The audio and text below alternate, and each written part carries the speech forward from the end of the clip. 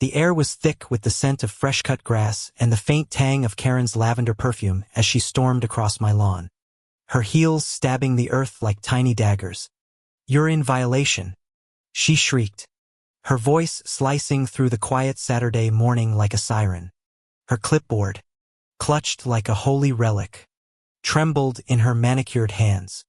I leaned against my porch railing, sipping coffee that had gone cold, my jaw tight. This wasn't my first rodeo with Karen Mitchell, the HOA's self-appointed enforcer. But today felt different, sharper, like the edge of a storm about to break. It started with my mailbox. "Too blue," she said. "HOA regulations state mailboxes must be neutral tones, beige, black, or white." I'd laughed, thinking she was joking. Who cares about a mailbox? But Karen didn't joke. Her eyes, narrowed to slits, burned with the kind of zeal you see in people who think rules are God's own handwriting. I told her I liked my blue mailbox. It matched my house, my vibe. She didn't like that. "You'll comply, or I'll report you," she snapped, scribbling furiously on her clipboard. I shrugged, said, "Do what you gotta do," and went back inside. That was a month ago. Since then, she'd escalated notes taped to my door, emails CC'd to the entire neighborhood, even a friendly visit from the HOA president, who looked like he'd rather be anywhere else. This morning, though, she'd gone nuclear. I was halfway through repainting my fence bright red, another middle finger to her beige dictatorship, when she appeared, phone in hand, already dialing. "I'm calling the police," she said, her voice dripping with triumph.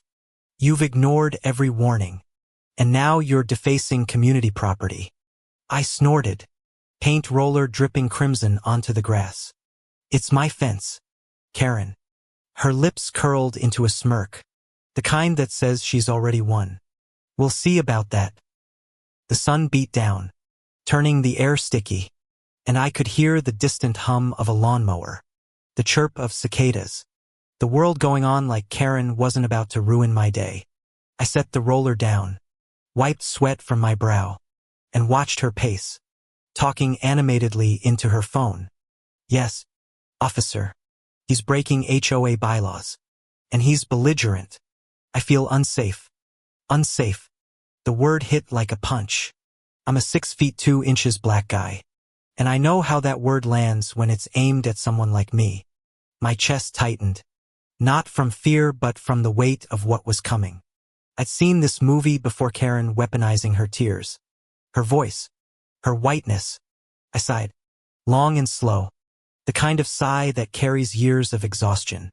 But I wasn't just some guy painting his fence. I reached into my back pocket, fingers brushing the leather of my wallet, the weight of my badge. 5 years as a detective, 3 in narcotics, 2 in homicide. I'd faced down drug lords and murderers, and now here I was, squaring off with a suburban tyrant over a goddamn fence. The irony wasn't lost on me. I almost laughed, but the sound stuck in my throat when I saw the patrol car pull up, lights flashing lazily, like they weren't in a hurry to deal with Karen's nonsense either. 2 officers stepped out, a young guy with a buzz cut and an older woman with tired eyes. Karen rushed toward them, her voice climbing an octave, hands flailing like she was auditioning for a soap opera. "He's been harassing me for weeks, officers. He refuses to follow HOA rules. And now he's painting his fence this garish color." She pointed at me like I was a stray dog she wanted put down. The young cop glanced at my fence, raised an eyebrow, but said nothing. The older one, Officer Daniels, her name tag glinted in the sun, looked at me, then back at Karen. "Ma'am, let's calm down. What's the issue here?" I stayed quiet, leaning against the porch again, letting Karen dig her own grave. She rambled about bylaws, community standards, how my non-compliance was lowering property values. The cops listened, but I could see Daniel's eyes glazing over. She'd heard this kind of call before: HOA drama, petty neighbor disputes. I waited until Karen paused to catch her breath, then stepped forward. Slow. Deliberate. Officers. I'm just painting my fence. It's on my property. I've got the deed to prove it. Karen's head whipped around, her eyes wide, like I just slapped her. Your property. She spat. The HOA owns the aesthetic rights to this neighborhood. That's when I heard its soft crunch of gravel behind me. I turned, and there was Mrs.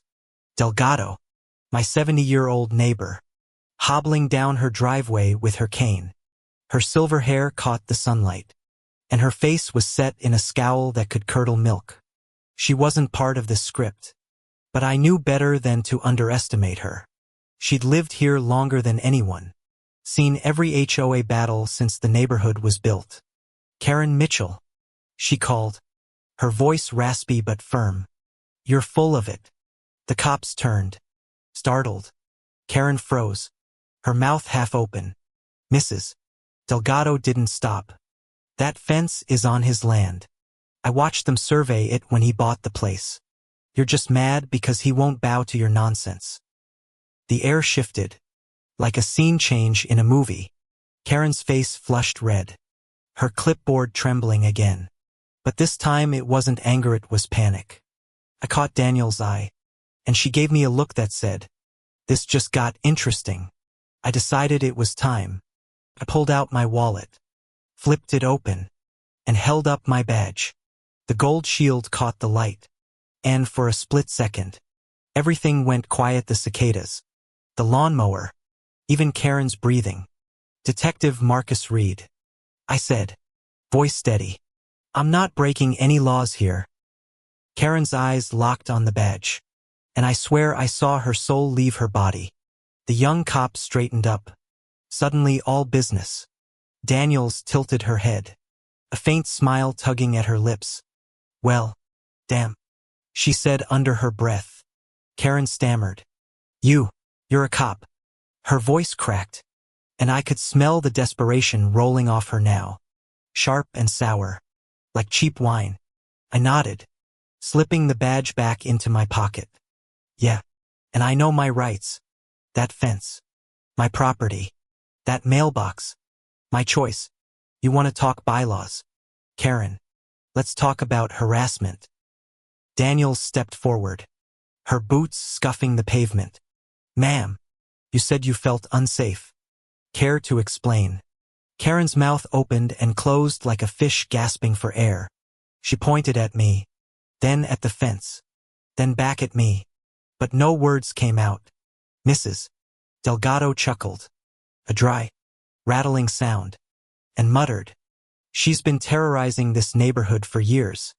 That's when the young cop, who'd been quiet until now, spoke up. We got a call last week about this address. Someone reported a suspicious vehicle parked out front. That was you, wasn't it, Ms. Mitchell? Karen's face went from red to ashen. I remembered that Kami brother's old Mustang, parked for a day while he visited. I'd laughed it off, but now it clicked. Karen had been watching me, waiting for any excuse to flex her power. Daniels crossed her arms, her voice low and dangerous. Filing false police reports is a crime. Ma'am, you want to keep talking? Or should we take this downtown? The world slowed down, the way it does when you know the climax is coming. Karen's clipboard hit the ground with a soft thud, papers scattering in the breeze. Her hands shook as she backed away, her voice barely a whisper. This is a misunderstanding. But Daniels wasn't having it. She pulled out her cuffs, the metal glinting like a promise. Turn around, Ms. Mitchell. The click of the handcuffs was the sweetest sound I'd heard all day, sharper than the cicadas, brighter than the sun on my red fence. As they led her to the patrol car, Karen's head hung low, her lavender perfume fading into the heat. Mrs. Delgado tapped her cane against the ground, a satisfied smirk on her face. About time someone put her in her place, she said, then shuffled back to her house. The young cop tipped his hat to me, a quiet nod of respect. Daniels lingered, glancing at my fence. Nice color. she said, and I laughed, the tension in my chest finally breaking. I stood there as the patrol car pulled away. Karen's silhouette slumped in the back seat. The neighborhood was quiet again. Just the hum of summer and the faint drip of paint from my roller. I picked it up, dipped it in the can, and kept painting. Red, bold, unapologetic. This was my home, my rules. And for the first time in months, I felt the weight lift not just from me, but from the whole street. Karen's reign was over, and we were free. The sun dipped low, casting long shadows across my lawn. And I thought about what Mrs. Delgado had said. About time. Justice doesn't always come in a courtroom or a badge. Sometimes it's a neighbor with a cane, a flash of gold, and a fence painted red. Sometimes it's just standing your ground, refusing to bend, and trusting the truth to hit harder than any clipboard.